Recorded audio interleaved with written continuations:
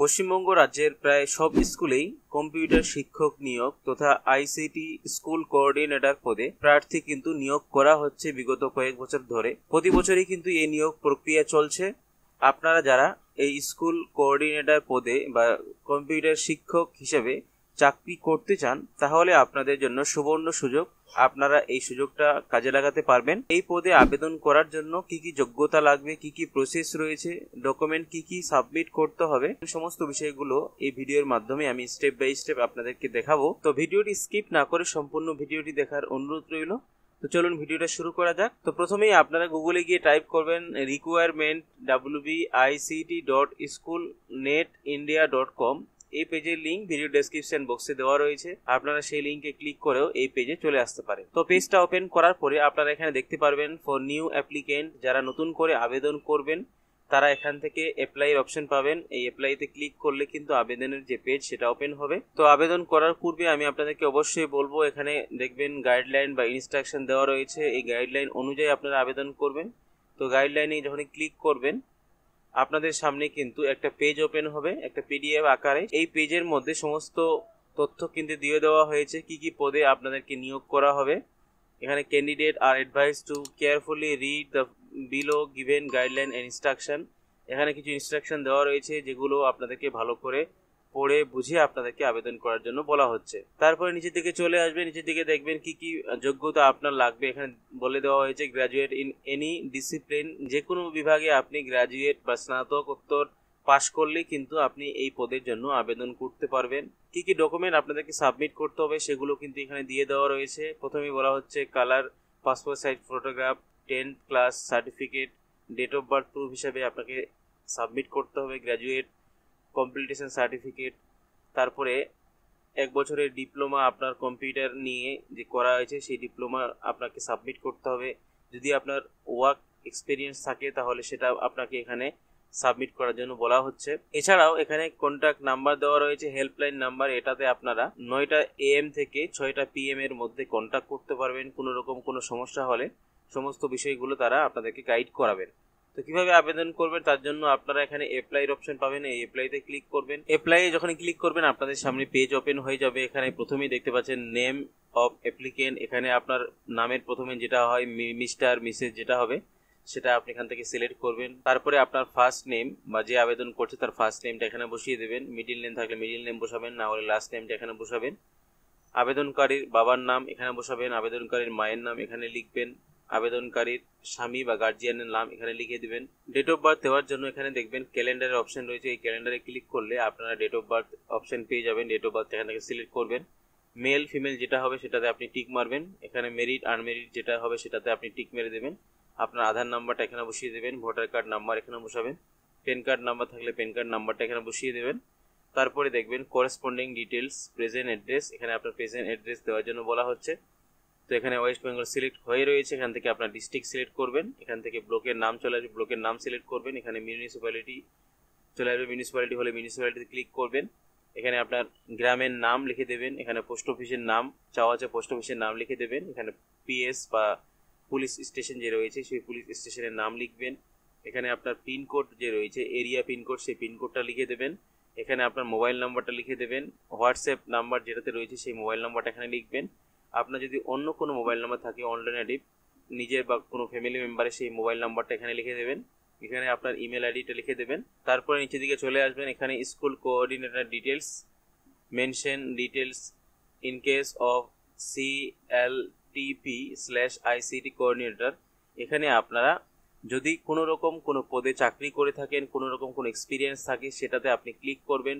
যদি এই পদে চাকরি করে থাকেন তাহলে এখানে ক্লিক করে দেবেন, যদি না করে থাকেন তাহলে এখানে ননে ক্লিক করে রাখবেন। তারপরে নিচের দিকে চলে আসবেন, এখানে দেখবেন এখানে আদার ডিটেলস অপশন রয়েছে। এখানে আপনার কাছে অ্যান্ড্রয়েড ফোন আছে কিনা সেটা জানতে চাওয়া হচ্ছে, যদি থাকে তাহলে এসে ক্লিক করবেন, না থাকলে নোতে ক্লিক করবেন। তারপরে দেখবেন অন ট্রান্সপোর্টেশন, এখানে আপনার নিজের কোনো সাইকেল বা স্কুটি বা মোটর সাইকেল আছে কিনা সেটা জানতে চাওয়া হচ্ছে। যদি আপনার বাইক বা স্কুটি থাকে তাহলে আপনি মোটর সাইকেল বা স্কুটিতে ক্লিক করবেন, যদি সাইকেল থাকে সাইকেলে ক্লিক করবেন, যদি না থাকে তাহলে নোতে ক্লিক করে রাখবেন। এখানে দেখবেন অ্যানুয়াল ইনকাম দেওয়ার জন্য বলা হচ্ছে। তো আপনার অ্যানুয়াল ইনকাম কত হয়, যদি 1 লাখের নিচে হয়ে থাকে তাহলে আপনি বিলো 1 লাখে ক্লিক করবেন, যদি তার বেশি হয় তাহলে সেভাবে অপশানে আপনি ক্লিক করে রাখবেন। তারপরে দেখবেন এখানে এডুকেশন ডিটেলস চাওয়া হচ্ছে, তো এডুকেশন ডিটেলসটা এবার আপনাদেরকে ফিল করতে হবে।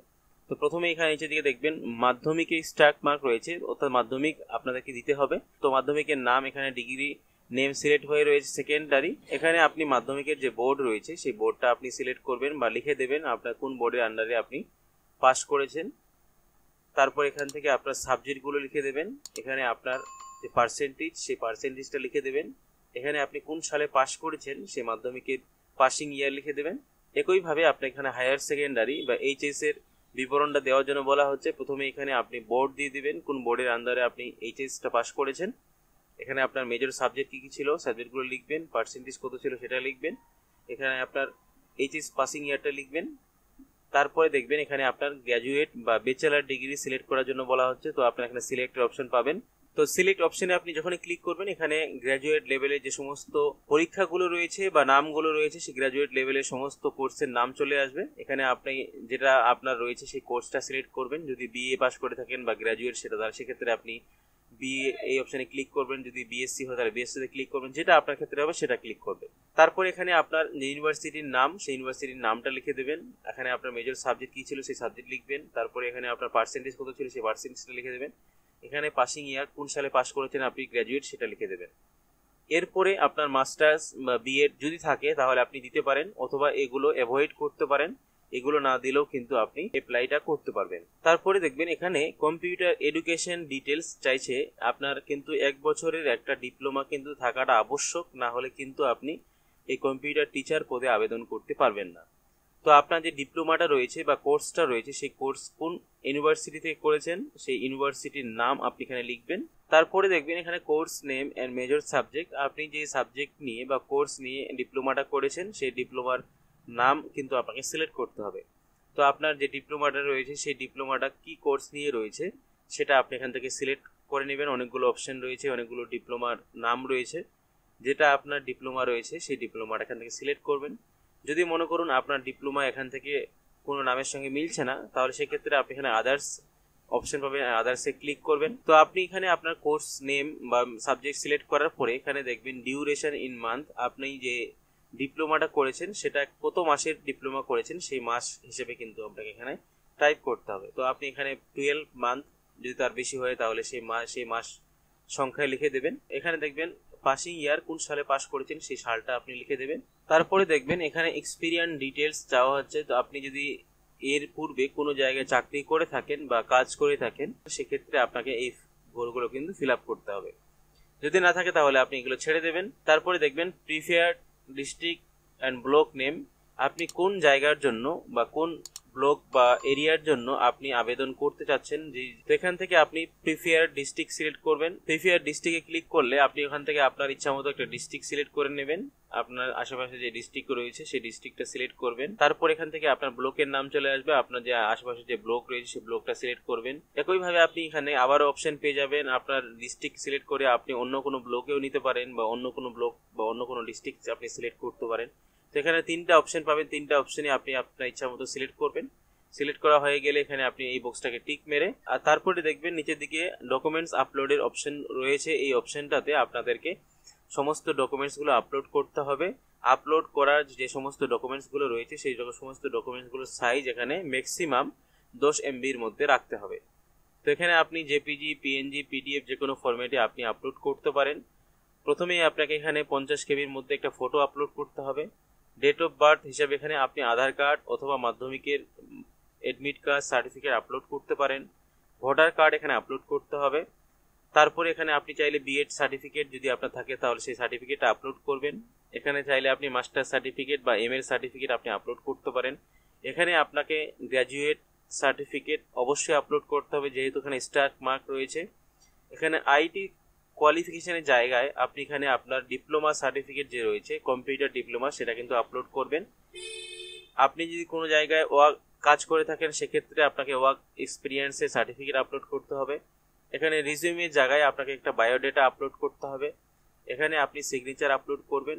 আপলোড করা হয়ে গেলে এখানে দেখবেন ফাইনাল ভ্যাকসিনেশন সার্টিফিকেট, এখানে কিন্তু আপনাকে ভ্যাকসিনেশন সার্টিফিকেটের যে কপি রয়েছে, আপনি যে ভ্যাকসিন করেছেন সেই সার্টিফিকেটের কপিটা আপনাকে আপলোড করতে হবে। চুজ ফাইলে ক্লিক করে এখানে আপলোড করবেন।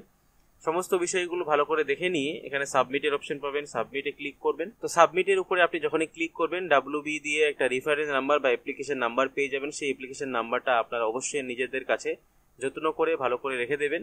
পরবর্তীতে যখন এই পদের জন্য ইন্টারভিউ বা পরীক্ষা নেওয়া হবে সেই পরীক্ষা নেওয়ার সময় কিন্তু আপনাদেরকে অবশ্যই ইমেলের মাধ্যমে ইনফর্ম করা হবে। সেই ইমেলে আপনাদেরকে লিংক দেওয়া হবে, সেই লিংকে ক্লিক করে আপনারা আপনাদের অ্যাডমিট কার্ডটি ডাউনলোড করে নিতে পারবেন। তো এই ছিল আজকের ভিডিওটির মূল আপডেট। আশা করি বুঝতে পেরেছেন কিভাবে আপনারা কম্পিউটার টিচার তথা ICT স্কুল কোঅর্ডিনেটর পদে আবেদন করবেন। আবেদন করার সমস্ত প্রসেসটি স্টেপ বাই স্টেপ আমি আপনাদেরকে দেখালাম। আশা করি ভিডিওটা আপনাদের উপকারে আসবে। ভিডিওটি ভালো লাগলে অবশ্যই ভিডিওটিতে লাইক দেবেন, বেশি বেশি করে বন্ধুদের সঙ্গে শেয়ার করে তাদেরকে ইনফরমেশন দেওয়ার চেষ্টা করবেন। ভিডিওটি শেষে ছোট্ট একটা রিকোয়েস্ট, যারা চ্যানেলে নতুন দেখছেন এরকম নিত্য নতুন আপডেট পাওয়ার জন্য চ্যানেলটিকে সাবস্ক্রাইব করে পাশে থাকা বেল আইকনটি প্রেস করে অল নোটিফিকেশনটি ক্লিক করে রাখবেন। সকলে ভালো থাকবেন, সুস্থ থাকবেন।